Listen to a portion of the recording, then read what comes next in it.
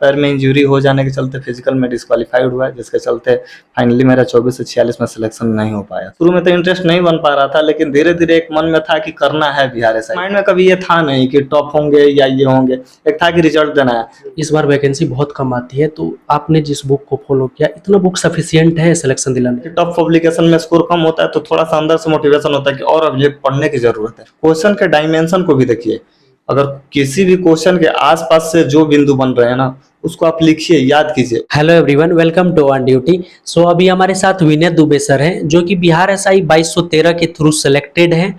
ना सिर्फ सेलेक्टेड है, बल्कि पूरे बिहार में इन्होंने 9वीं रैंक हासिल किया था 2213 वाली दारोगा में। तो चलिए आज जानते हैं इनसे कि जहां पर बिहार एसआई में सिलेक्शन लेना इतना टफ वर्क हो गया है, तो उस बीच ये कैसे एक रैंक होल्डर बनकर उभरे थे। आप देख सकते हैं पूरी तरह से ये शादी लिबास में है, अभी पीटी के ड्रेस में है, बिहार पुलिस एकेडमी राजगीर जाने की तैयारी में है। तो अभी इनसे बात करेंगे और जानेंगे इनकी तमाम उन स्ट्रैटेजी को जिसके थ्रू इन्होंने 9वीं रैंक हासिल कर ली। क्या रही इनकी खास बुक लिस्ट और किस प्रकार से करी इन्होंने तैयारियां, कैसी रही इनकी जर्नी, इन सभी चीज़ों को आज जानेंगे इस वीडियो में। तो अगर आप चैनल पर पहली बार आए तो प्लीज़ चैनल को सब्सक्राइब कर लीजिए। वीडियो पसंद आती है तो वीडियो को लाइक जरूर कीजिएगा, और इस रिगार्डिंग आपकी कोई भी क्वेरी रहेगी तो आप हमें इंस्टाग्राम और फेसबुक पर मैसेज कर सकते हैं। कांग्रेचुलेशंस विनय जी की फाइनली आपका सिलेक्शन हो गया। थैंक यू ब्रजेश जी, जो आप पटना से चल के मेरे घर तक आए। और मैं अभी सादे लिबास में हूँ, चूंकि बीपीए जाना है परसों, तो थोड़ा घर पे आया था, तो वर्दी वगैरह जो है वहीं दरभंगा में ही छोड़ के आया हूँ, चूंकि दरभंगा में अभी पोस्टेड हूँ। आप ना बिहार एसआई के 2213 में सेलेक्टेड हैं। 2446 में जहाँ तक पता है आपका पहला अटेम्प्ट था। 2446 में आपने कहाँ गलतियाँ करी थी जिसकी वजह से आप वहाँ पर सेलेक्ट नहीं हो पाए थे? 2446 में मेरा तैयारी ठीक था।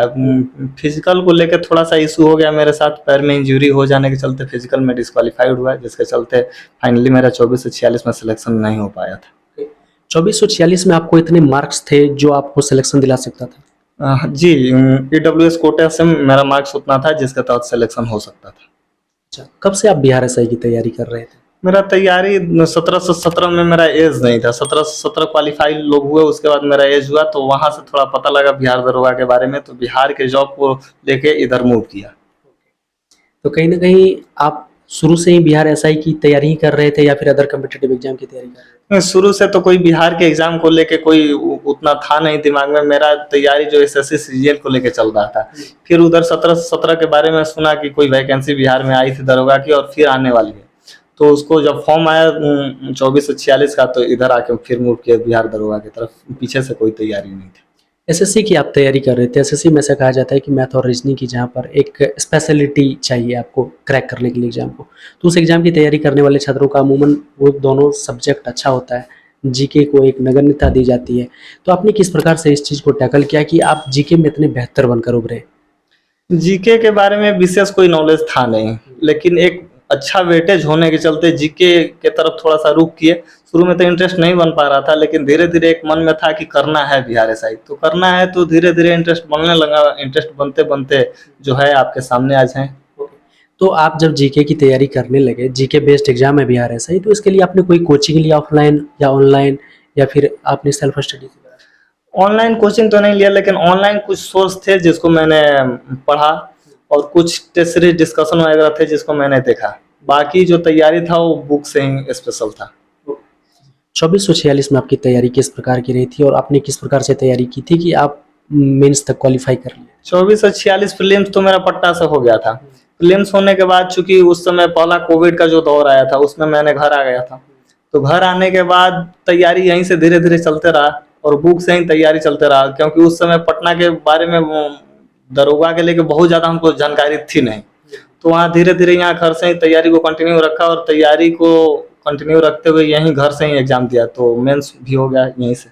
अच्छा, फिर उसके बाद आप फिजिकल में, आप अगर फिजिकल आपका गिरा तो कहीं ना कहीं से आप एक तरह से बेड लक भी कह सकते हो।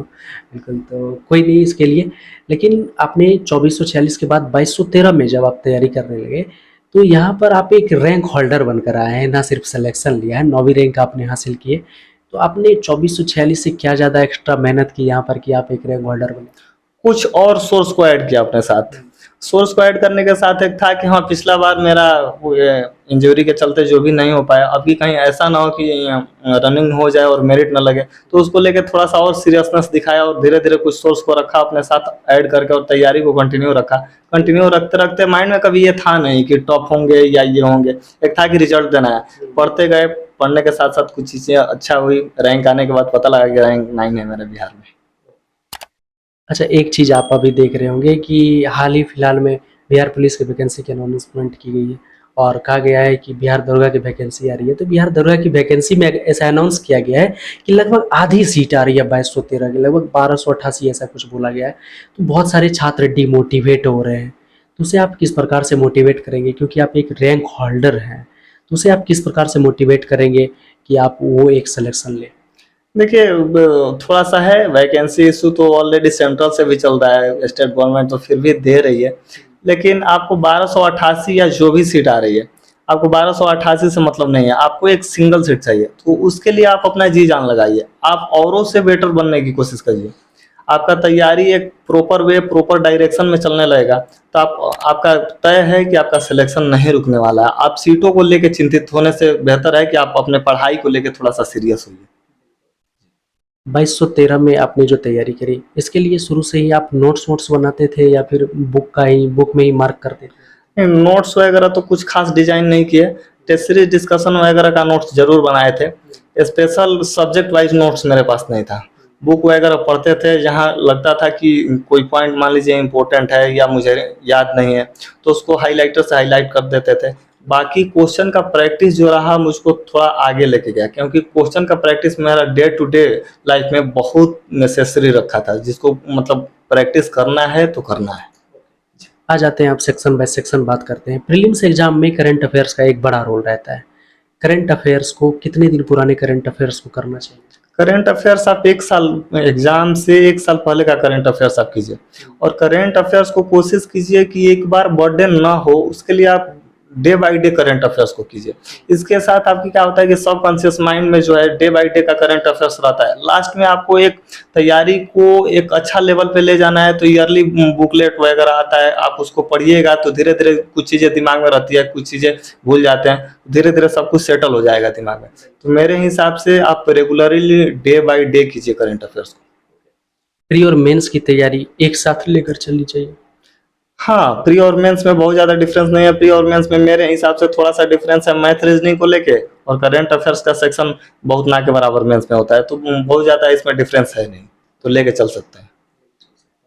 तो मेंस एग्जाम पे आ जाते हैं। मेंस एग्जाम में जो मैथ और रीजनिंग एक वाइटल रोल प्ले करता है, तो मैथ और रीजनिंग एक किस लेवल तक का होना चाहिए? मैथ और रीजनिंग बहुत ही बेसिक होता है, जो आई थिंक जो भी बिहार दरोगा का एस्पिरेंट है वो कर सकता है, क्योंकि मैथ और रीजनिंग, मेरा बैकग्राउंड थोड़ा एसएससी था, तो मैथ रीजनिंग पे ज़्यादा फोकस डालते नहीं थे।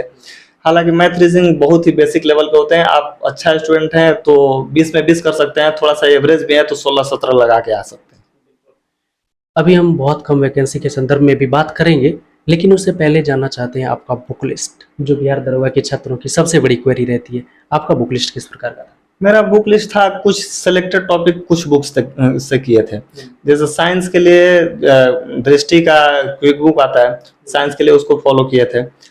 हिस्ट्री के लिए क्राउन को स्पेशली फॉलो किए थे, और दृष्टि का सामान्य ज्ञान भी रखे थे, और लूसेंट को पैरेलल लेके चल रहे थे, और घटना चक्र को भी कंबाइंड रखे थे क्वेश्चन प्रैक्टिस करने के लिए, तो घटना चक्र से भी किए थे। हाँ, घटना चक्र से 100% क्वेश्चन नहीं हो पाया था मेरा, लेकिन हाँ किसी न किसी ऑनलाइन सोर्स से क्वेश्चन का प्रैक्टिस मेरा बहुत ज़्यादा रहा था, जिसके चलते एक्यूरेसी लेवल बढ़ा, और उसका नतीजा ये हुआ कि रैंक लग गया। तो अगर इस बार वैकेंसी बहुत कम आती है, तो आपने जिस बुक को फॉलो किया, इतना बुक सफिशिएंट है सिलेक्शन दिलाने? जी बिल्कुल, इसके लिए आपको घबराने की ज़रूरत नहीं है। आप अपने आप को कॉन्फिडेंट रखिए, थोड़ा सा चिल रहिए, और बाकी जो आपके पास सोर्स है उसको आप सीरियस होकर फॉलो कीजिए। हाँ, क्वेश्चन का प्रैक्टिस आप ज़्यादा से ज़्यादा कीजिए, क्वेश्चन के डायमेंशन को भी देखिए। अगर किसी भी क्वेश्चन के आसपास से जो बिंदु बन रहे हैं ना, उसको आप लिखिए, याद कीजिए। उससे क्या होगा ना कि एक क्वेश्चन को थोड़ा सा आपको घुमा के भी एग्जाम में पूछा जाता है, तो डायमेंशन पता रहता है, तो आप उस क्वेश्चन को एग्जाम में टैकल कर सकते हैं।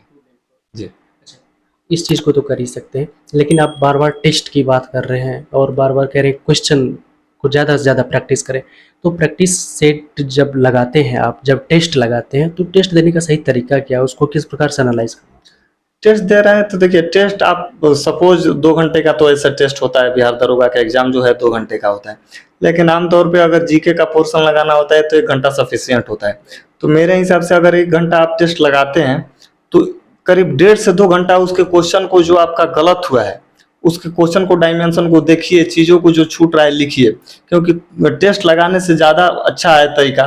टेस्ट तो आप लगा लिए, टेस्ट लगाने के बाद एनालाइज कीजिए कि कौन से पोर्शन में आपका एक्यूरेसी लेवल कितना है।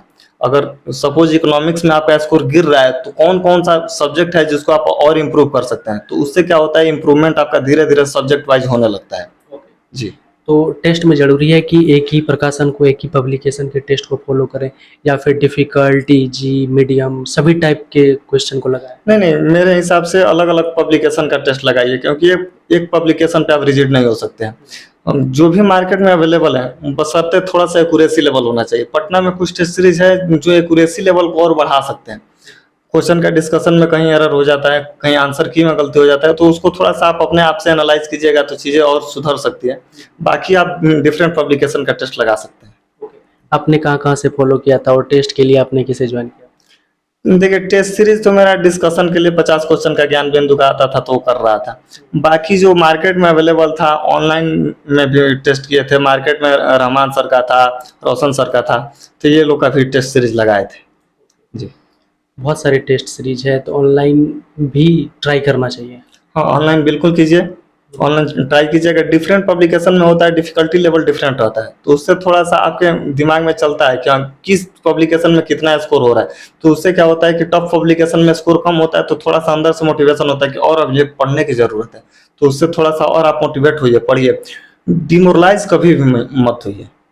जी। रिवीजन एक वाइटल रोल प्ले करता है कि आप कहते हैं आप सब कुछ खत्म कर लिए लेकिन रिवीजन नहीं किए तो आपका सारा चीज़ पानी में मिल जाता है। रिवीजन का सही तरीका क्या है? रिवीजन का देखिए, पहले तो आप दिन भर जो पढ़े, रात को सोने से पहले सबकॉन्शियस माइंड में थोड़ा सा आधा घंटा आप दीजिए चीज़ों को जो दिन भर पढ़े हैं, थोड़ा सा रिमाइंड करने के लिए।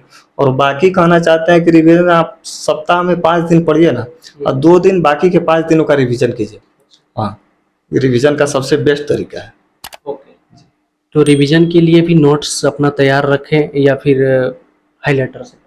देखिए, ये सबके टेंडेंसी का अलग अलग स्तर होता है।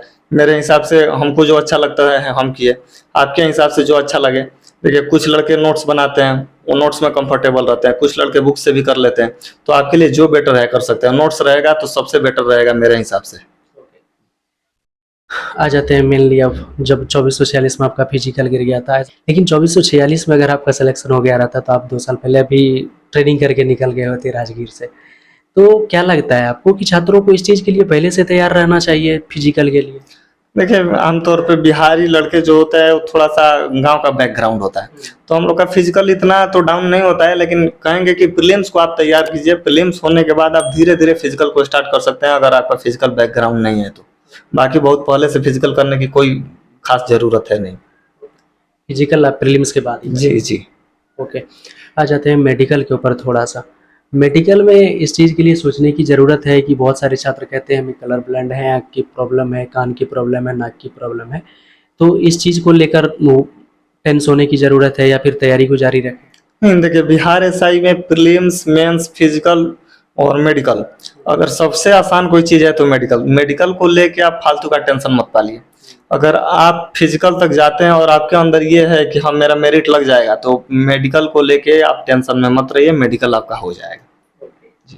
बीआरएसआई के मेडिकल के लिए नो टेंशन? नो टेंशन, बिल्कुल। थैंक यू सो मच कि आपने इतना इम्पोर्टेंट टाइम। थैंक यू आपको भी जो इतना दूर से आए। विनय दुबे सर हमारे साथ थे, रैंक होल्डर थे, और इन्होंने अपनी पूरी स्ट्रैटेजी बताई, बुक लिस्ट बताई और बताया कि किस प्रकार से वैकेंसी अगर कितना भी कम कर दिया जाए तो उसमें से एक सिलेक्शन लिया जा सकता है। आपको बिहार पुलिस एकेडमी राजगीर पहुंचाने के लिए ऑन ड्यूटी अपना सर्वस्व लगा रही है। तो अगर आप तैयारी कर रहे हो ना दोस्त, तो हमसे जुड़ जाइए। आपके लिए हम मोटिवेशन का काम करते रहेंगे और इसी तरह से आपके लिए बहुत सारे सेशंस लाते रहेंगे। तो चलिए मिलेंगे एक और हेल्पफुल सेशन में। जय हिंद।